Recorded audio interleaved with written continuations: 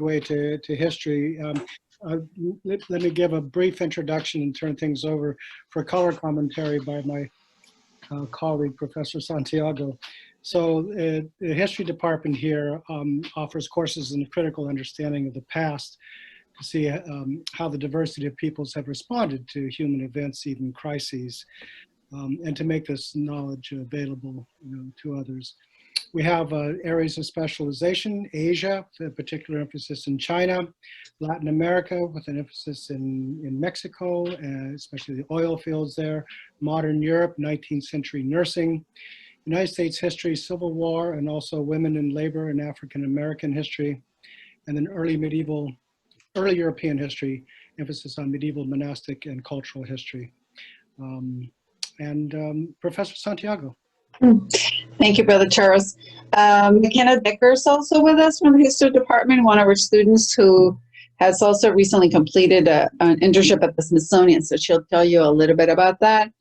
I think one of the special things about the History Department at St. Mary's College is that we're small, like a lot of other departments. There's only 6 of us with a variety of areas of expertise, but we have built a curriculum that pushes all of our students to have a global perspective before you finish your degree. So while you can choose to specialize in 2 areas of the world, we do it by geography. At the same time, our requirements are shaped so that all of our students will have a global perspective.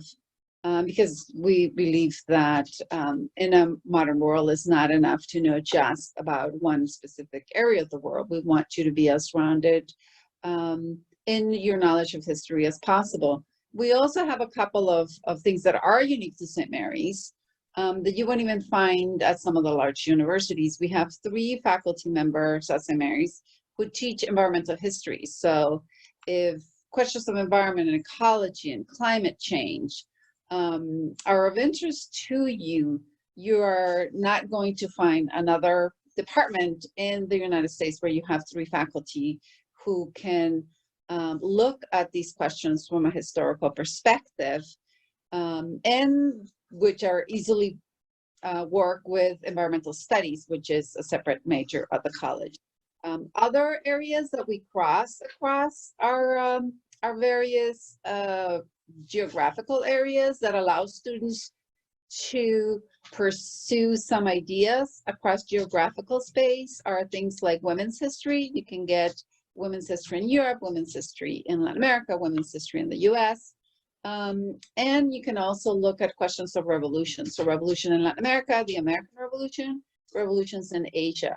So there are multiple ways in which students can get a very fulfilling program of study, even at a very small school like St. Mary's. And for our seniors, we have a senior capstone or a senior thesis that all of our students do, which is a 30-page paper that is done senior year that can become a very good sample of your writing if you continue on to graduate school. And one of our latest features that we just started in the last couple of years is public history. So I'm going to let McKenna tell you a little bit about that because she's got some experience and what that has meant for her as a student at St. Mary's. Hi, my name is McKenna. I'm a senior at St. Mary's with a double major in history and French.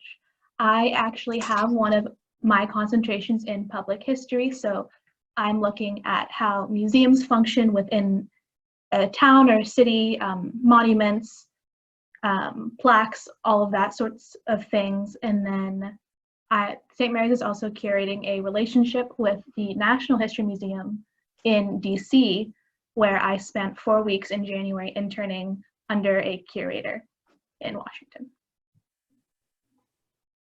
So if you have any questions about public history or internships, feel free to message me and let me know.